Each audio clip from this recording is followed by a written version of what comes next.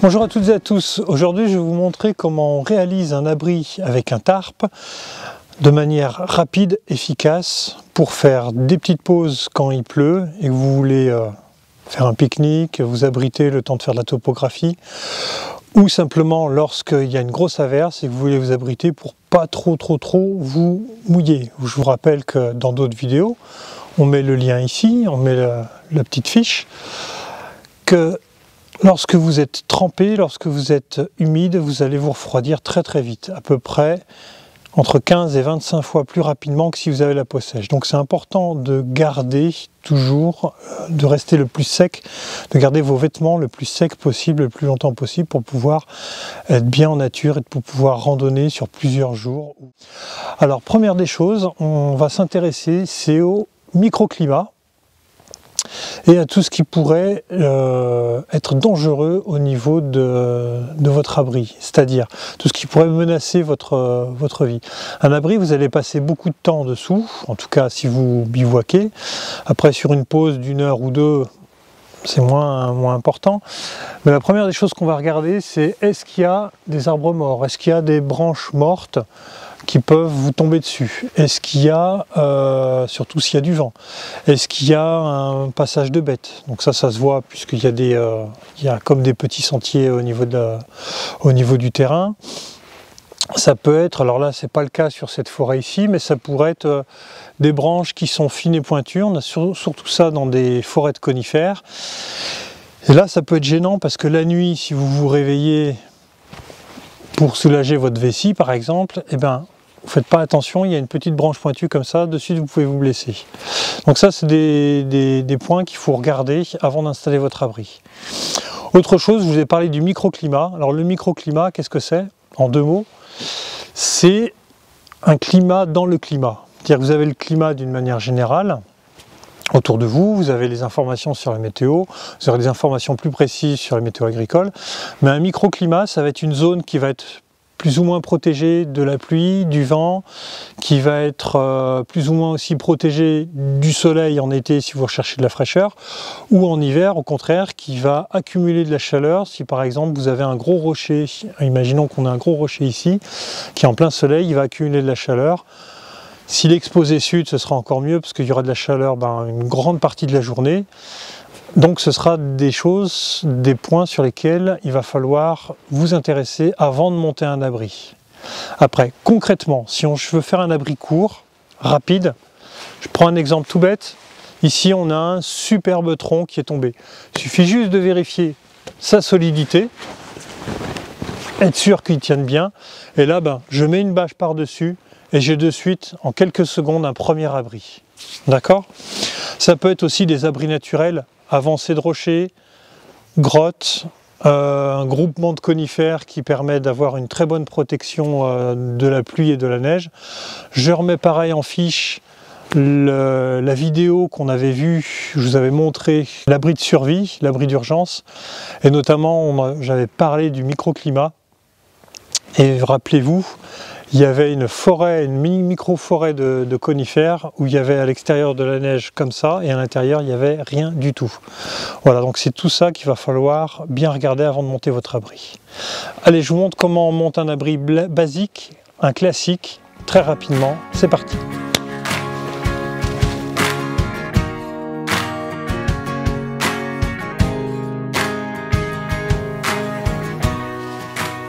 Voilà, donc ici on a quelques arbres intéressants, comme je vous disais, déjà bien observés.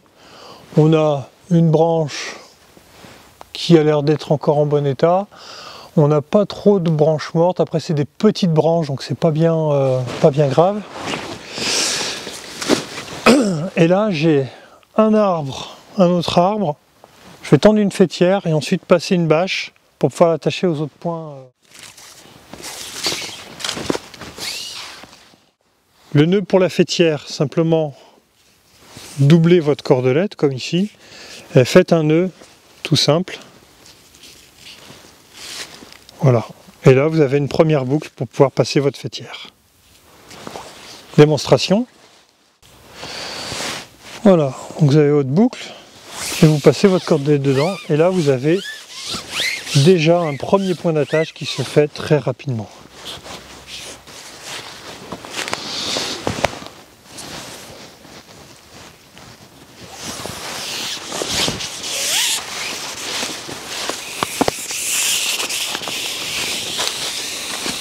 Alors deuxième point d'attache, on va utiliser le poids du corps pour bien tendre la cordelette. Arriver ici, on va faire ce qu'on appelle un tour mort. Et si on passe, celui-là je l'ai déjà montré sur la vidéo concernant le sursac, comment faire un abri avec un sursac.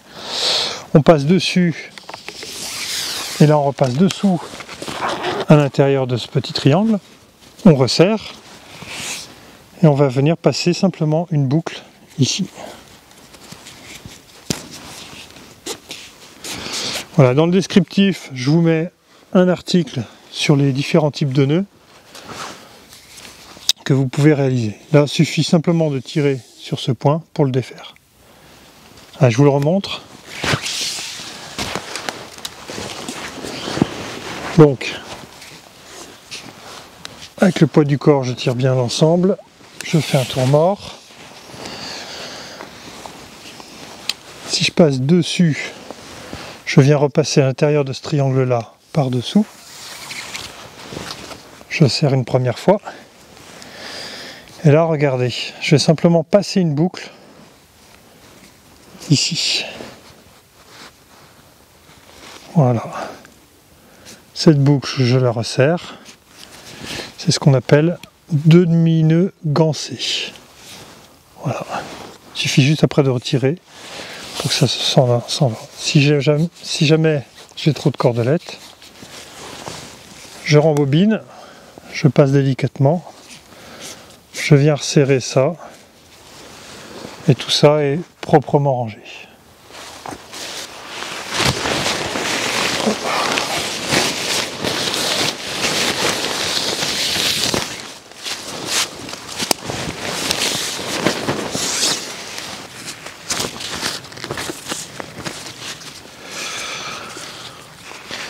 Alors, comment attacher une cordelette? Déjà, vous avez prévu un peu de chambre à air pour créer de l'élasticité. Ensuite, créer une petite boucle comme ça. Alors, vous pouvez aussi faire un nœud de chaise, hein. Mais ça, c'est une manière assez simple. Voilà, on passe l'ensemble. Toujours le même principe, en fait, qu'on décline à de différentes manières. Comme ça, vous connaissez 2 nœuds, vous savez tout faire. Voilà, et là on va sur l'arbre. On vient ici. Voilà, on fait un tour mort et regardez. Là, je fais le même nœud que tout à l'heure. Donc je remonte. On vient bien serrer ici comme un nœud de chaussure. Et vu que ce brin-là, ces 2 lacets, hein, celui-là est tenu, je peux faire qu'une seule boucle. Donc j'en fais qu'une. Voilà, je serre l'ensemble et voilà. Et comme pour une chaussure, il suffit de tirer sur le petit brin qui dépasse pour défaire le nœud. Alors on prend la diagonale. Toujours bien faire la diagonale. Alors là, j'ai pas d'arbre autour. C'est pas un problème. C'est un abri provisoire. Je vais simplement prendre une vieille branche un peu lourde. On va faire quelques nœuds autour. Et comme d'habitude, je croise une première fois et je passe une boucle. Voilà. Là, ce qui est bien, c'est que je peux régler un peu la tension. Si jamais c'est pas assez, je vais remettre des autres bouts de bois, des pierres, des choses comme ça. Mais là, on fait juste un petit abri provisoire pour passer 1 heure sous la pluie.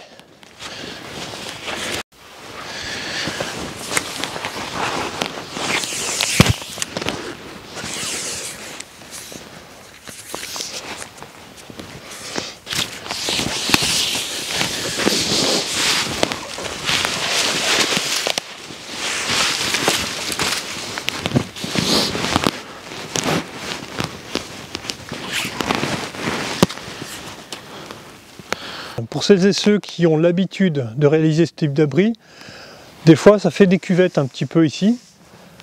Alors moi ce que j'ai l'habitude de faire et ce que je vous conseille de faire, c'est en fait, vous l'avez sûrement remarqué, c'est que là on a créé une pente au niveau de la faîtière. Du coup l'eau elle va s'accumuler, elle va tout descendre ici. Ça évite de faire des flaques, ça permet d'avoir un point d'eau ici qui coule régulièrement, donc pour se laver les mains, laver des affaires, etc. C'est une très bonne chose. Voilà, un petit abri réalisé en 5 minutes. Donc quelques points importants: microclimat, les dangers potentiels, les arbres qui peuvent tomber, des choses comme ça. Ensuite, c'est un abri donc qui est facile à monter, rapide aussi à défaire, qui protège très bien de la pluie. On va pouvoir dessous pendant 1 heure ou 2 se changer, manger un bout. On peut même allumer un petit feu sur le côté pour pouvoir se réchauffer. Autre point important, pour ce type d'abri en fait, il va falloir que vous entraînez un petit peu à faire les nœuds. Vous avez vu qu'il y en a 2, c'est pas compliqué. Faire une boucle et faire 2 tours morts et 2 demi-nœuds gancés. Et si cette vidéo vous a plu, éteignez votre ordinateur et allez dehors. Il pleut, c'est pas grave, maintenant vous savez monter des abris, entraînez-vous, c'est un des points clés pour savoir monter rapidement des abris et être efficace en pleine nature. Très bonne balade, très bonne réalisation et à très bientôt pour de nouvelles vidéos.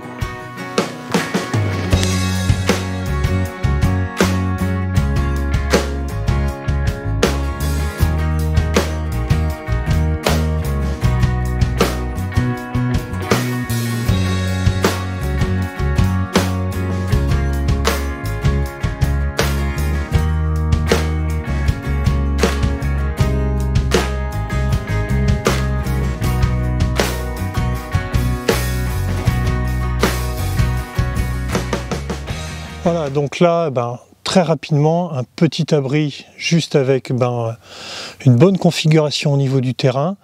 Alors c'est sûr, il pleut pas, on n'y restera pas non plus toute une nuit, quoique, mais pour faire un petit repas, faire une pause, on peut même faire un petit feu devant, on dégage un petit peu, on fait un petit feu, et là ça permet de se changer, de manger et d'être bien, et c'est fait en quelques instants. Donc ce qui est important, la première des choses, une des choses que j'enseigne notamment en stage de vie et survie, que j'ai aussi expliqué dans la vidéo observer la nature, c'est simplement commencer déjà par regarder ce qu'il y a autour de vous et adaptez-vous au terrain, adaptez-vous avec ce que vous avez.